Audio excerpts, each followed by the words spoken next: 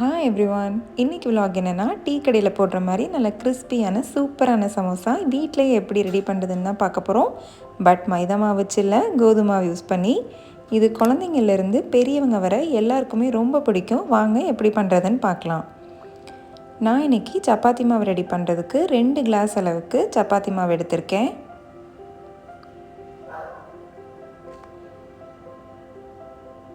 இது கூடவே 2 ஸ்பூன் அளவுக்கு நல்லா ஹீட் பண்ண ஆயில் ஆட் பண்ணிக்கோங்க. கூடவே இதுக்கு தேவையான சால்ட்டும் ஆட் பண்ணிக்கோங்க. இதை லைட்டாக இப்படி மிக்ஸ் பண்ணி விட்டுக்கோங்க, எல்லா சைடும் நல்லா படுற மாதிரி. இப்போது கொஞ்சம் கொஞ்சமாக வாட்டர் ஆட் பண்ணி நல்லா பிசைஞ்சு எடுத்துக்கோங்க. ஓரளவு பிசைஞ்சதுக்கப்புறமா இதில் சும்மா ஒரு ஸ்பூன் அளவுக்கு ஆயில் ஆட் பண்ணி திருப்பி நல்லா பிசைஞ்சுக்கோங்க. நல்லா பூரி மாவு பதத்துக்கு கொஞ்சம் கெட்டியாக பிசைஞ்சு எடுத்து வச்சுக்கோங்க. இப்போ பிசைஞ்சாச்சு. இது ஒரு 1/2 அன் ஹவர் அளவுக்கு ஊறட்டும். அதுக்குள்ளே நம்ம சமோசாவுக்கு தேவையான ஸ்டஃபிங் ரெடி பண்ணிடலாம். அதுக்கு ஒரு பேனில் கொஞ்சமாக ஆயில் ஆட் பண்ணிக்கோங்க. ஒரு 2லேருந்து 3 ஸ்பூன் அளவுக்கு ஆயில் ஆட் பண்ணிக்கோங்க. இந்த ஆயில் ஹீட் ஆனதுக்கப்புறமா கொஞ்சமாக சோம்பு ஆட் பண்ணிக்கோங்க. சோம்பு நல்லா பொரிஞ்சு வரட்டும். இது கூட 2 பெரிய சைஸ் வெங்காயம் நீல வாக்கில் கட் பண்ணி ஆட் பண்ணியிருக்கேன். கூடவே கொஞ்சமாக கருவேப்பிலையும் ஆட் பண்ணியிருக்கேன். இதை நல்லா வதக்கி விடுங்க. இது கொஞ்சம் கோல்டன் ப்ரௌனிஷாக ஆகட்டும். இந்த ஸ்டேஜில் நம்ம மசாலாஸ் ஆட் பண்ணிக்கலாம். நான் இன்றைக்கி ஒரு 1/2 ஸ்பூன் அளவுக்கு சில்லி பவுடர், 1/4 ஸ்பூன் அளவுக்கு கரம் மசால், அப்புறமா தேவையான அளவுக்கு சால்ட் ஆட் பண்ணியிருக்கேன். வெங்காயம் ரொம்ப வதங்கணுன்ட்டு இல்லை, ஓரளவுக்கு வதங்கினாலே போதும். அப்போ தான் சமோசா ரெடி ஆனதுக்கப்புறம் நம்ம கடித்து சாப்பிட்றப்ப நல்லா க்ரன்ச்சியாக இருக்கும். இதை லோ ஃப்ளேமில் வச்சு லைட்டாக மிக்ஸ் பண்ணி விடுங்க. ஒரு 1 மினிட்டுக்கு நல்லா மிக்ஸ் பண்ணி விட்டாலே போதும். இதோட பச்சை வாசனைலாம் போனதுக்கப்புறமா ஸ்டவ் ஆஃப் பண்ணிடுங்க. இப்போ நம்ம சப்பாத்தி மாவு எல்லாமே இப்படி குட்டி குட்டி உருண்டைகளாக உருட்டி எடுத்து வச்சுக்கோங்க. இப்போ நம்ம மாவை திரட்ட ஸ்டார்ட் பண்ணிடலாம்.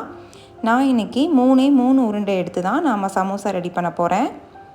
இப்போது நல்லா மாவை திரட்டிக்கோங்க. லைட்டாக இப்படி மாவை அப்ளை பண்ணி நல்லா திரட்டி எடுத்து வச்சுக்கோங்க. உங்களால் எந்த அளவுக்கு மாவை நல்லா தின்னாக தேய்க்க முடியுமோ அந்தளவு நல்லா தேய்ச்சி எடுத்து வச்சுக்கோங்க. அப்போ தான் நம்மளுக்கு சமோசா சூப்பராக கிடைக்கும்.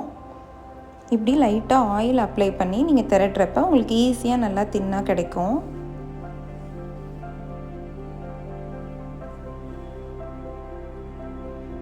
நீங்கள் பெரிய சமோசாவாக வேணும்னா பெரிய உருண்டைகளாக கூட எடுத்து இப்படி கவுண்டர் டாப்பில் வச்சு நல்லா ஸ்ப்ரெட் பண்ணி விட்டுக்கலாம். நான் இன்றைக்கி குட்டி குட்டி சமோசாவாக தான் செய்ய போகிறேன்.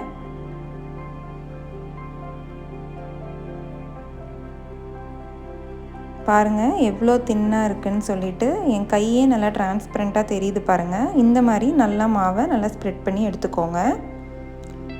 இப்போ நம்ம இதோட கார்னர்ஸ் ஃபுல்லாக கட் பண்ணி எடுத்துக்கலாம். இப்படி ஓரமாக இருக்கிற கார்னர்ஸ் ஃபுல்லாகவே கத்தியை வச்சு கட் பண்ணி எடுத்துக்கோங்க.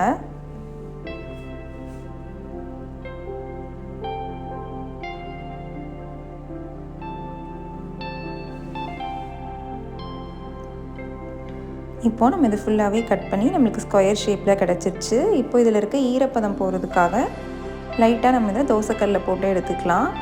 தோசைக்கல் ரொம்ப ஹீட் ஆகிட வேண்டாம், ஓரளவுக்கு மீடியமாக ஹீட் ஆனதும் இதை போட்டு லைட்டாக இப்படி திருப்பி விடுங்க. டோட்டலாக ஒரு 1/2 மினிட் அளவுக்கு இப்படி நீங்கள் திருப்பி விட்டு எடுத்துக்கிட்டாலே போதும். பாருங்கள் லைட்டாக பபிள்ஸ் ஃபார்ம் ஆகும். அந்த ஸ்டேஜில் நீங்கள் எடுத்துடலாம். இப்படி லைட்டாக திருப்பி விடுங்க. பாருங்கள் இந்த ஸ்டேஜில் நீங்கள் வெளியில் எடுத்துடலாம். சைடில் ஒரு 2 ஸ்பூன் அளவுக்கு கோதுமை மாவு லைட்டாக வாட்டர் ஆட் பண்ணி ஒரு பேஸ்ட் மாதிரி கலந்து எடுத்து வச்சுக்கோங்க.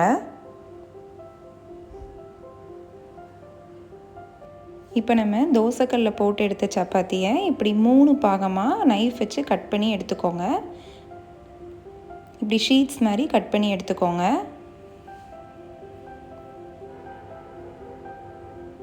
மெதுவாக நீங்கள் கட் பண்ணாலே அழகாக வந்துடும். இதே மாதிரி எல்லா சப்பாத்தியுமே ஃபைன் ஷீட்ஸ் தான் இந்த மாதிரி கட் பண்ணி எடுத்து வச்சுக்கோங்க. இப்போ நம்ம சமோசா ஷேப் எப்படி ரெடி பண்ணுறதுன்னு பார்க்கலாம். அதுக்கு ஒரு ஷீட் எடுத்துகிட்டு ஒரு சைடு கார்னர்லேருந்து இன்னொரு சைடு எட்ஜ் வர மடக்கிக்கோங்க. திருப்பி அந்த சைட்லேருந்து இந்த சைடு எட்ஜ் வரைக்கும் இப்படி மடக்கிக்கிட்டிங்கன்னா ஒரு கோன் ஷேப் கிடச்சிரும். இப்போது நம்ம உள்ள ஸ்டஃபிங் ஃபில் பண்ணிடலாம். ஸ்டஃபிங் ரொம்ப அதிகமாக வச்சிட வேண்டாம்.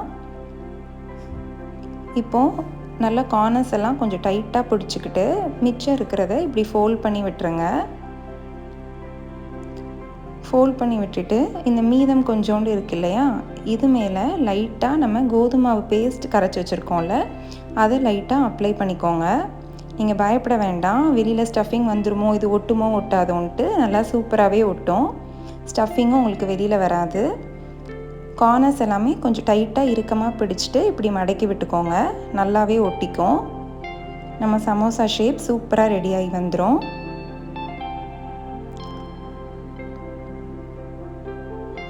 பாருங்கள், நம்ம சமோசா ஷேப் சூப்பராக ரெடி ஆகிருக்கு. கார்னர்ஸ் எல்லாமே நல்லா அழகாக இருக்குது. ஸ்டஃபிங்கும் வெளியில் வராது.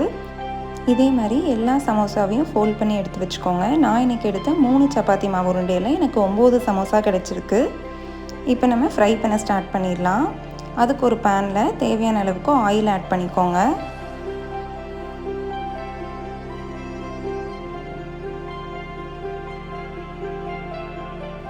ஆயில் நல்லா ஹீட் ஆனதுக்கப்புறமா நம்ம சமோசாஸ் எல்லாம் உள்ளே ஆட் பண்ணிக்கலாம். ஆயில் நல்லா ஹீட் ஆனதுக்கப்புறமே உள்ளே ஆட் பண்ணுங்கள். ஏன்னா ஹீட் கொஞ்சம் மீடியமாக இருக்கிறப்ப ஆட் பண்ணிக்கிட்டிங்கன்னா சமோசாஸ்லாம் எண்ணெய் குடிக்க ஆரம்பிச்சிரும். ஸோ கொஞ்சம் இப்போ நம்ம மீடியம் டு லோ ஃப்ளேமில் வச்சு பொரிச்சிடுங்க. இப்படி திருப்பி திருப்பி விட்டு நல்லா ஃப்ரை பண்ணி எடுத்துக்கோங்க.